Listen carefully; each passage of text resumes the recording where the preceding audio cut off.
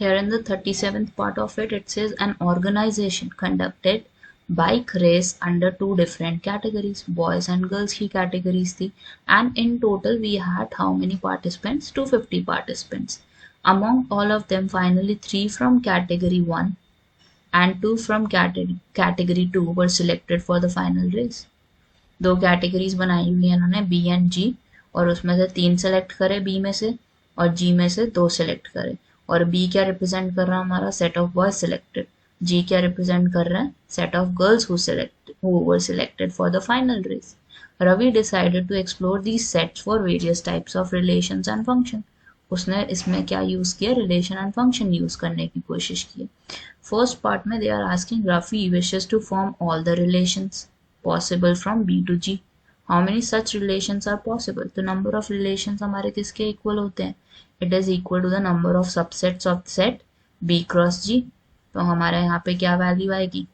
2 to the power n. लेकिन यहाँ पे आप क्या मल्टीप्लाई करोगे? B to G है ना, so B cross G would be there. तो फाइनली हमारा क्या बन जाएगा? 2 number of people from B and number of people from G. तो हमारे पास कितने हैं? बी में 3 है और जी में कितने? 2 है. तो how many relations we can have? 2 to the power 6 would be there. ठीक है, this is how you need to write the first one. Now we have the second part. It says write the smallest equivalence relation on G. G का smallest equivalence relation क्या हो सकता है?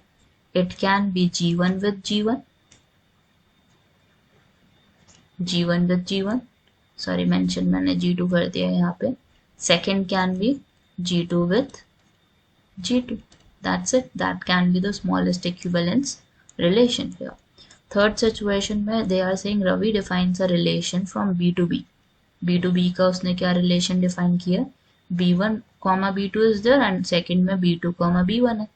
So they are saying write the minimum ordered pairs to be added in R1 so that it becomes a reflexive but not symmetric. Reflexive बन जाए but symmetric ना हो. तो इसमें क्या क्या एड ऑन करा जा सकता है? देखो B1 B2 रहेगा, B2 B1 रहेगा. So I would write down these two first of all. पहले दो तो हमारे एज इट इज रहने ही है. थर्ड हमारी सिचुएशन क्या बन जाएगी यहाँ पे? I can add B1 B1. ठीक है, नेक्स्ट सिचुएशन हमारी क्या हो सकती है? B2 B2 हो सकता है. Next I can have is B3, B3. Next I can have is B2, B3 can be there and bracket should be closed. So minimum number of elements to be added are कितने करे हैं हमने? 4 add किए हैं यहाँ पे. B part में हमें क्या बोला हुआ है? That reflexive and symmetric but not transitive. Transitive नहीं होना चाहिए. So यहाँ पे पहले दो तो obviously रहेंगे ही रहेंगे. That cannot be removed. उसके बाद हमें क्या बनाना है? इसको रिफ्लेक्सिव बना सकते हो, सिमेट्रिक बना सकते हो.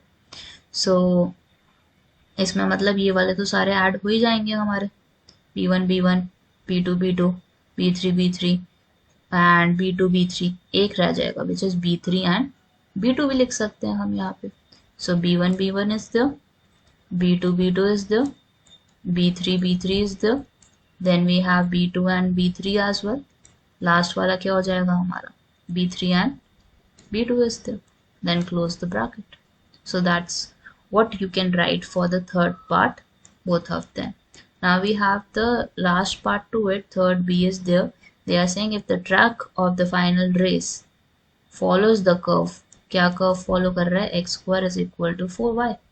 And then they are saying then state whether the track represents a one-on-one function or onto function or not.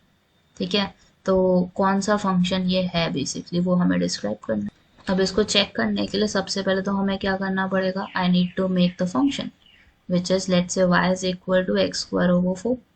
This is my f of x equal to x square over 4. Let y be f of x. y को हमने क्या let कर लिया? f of x.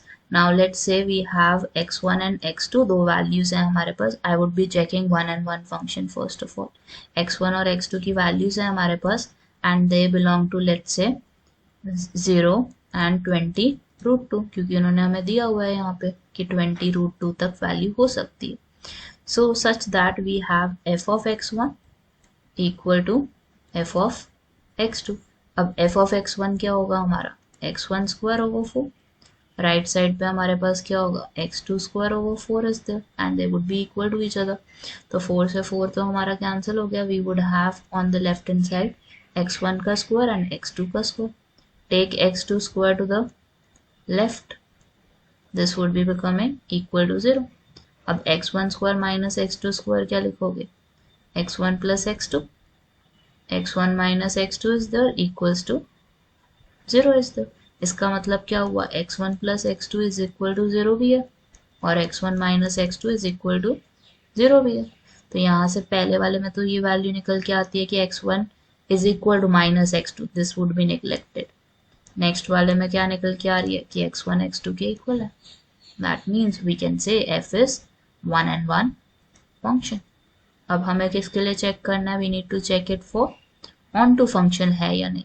अब हमारा इस state में where is the y value, limit क्या है कि y can be from 0 to 200।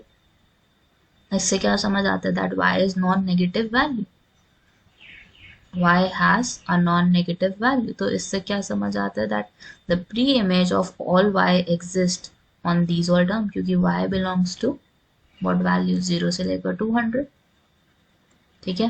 And the pre image of y exist between, अभी हमने देखा किस में exist कर रहा है 0 से लेकर 20√2। So obviously we can have images of these to.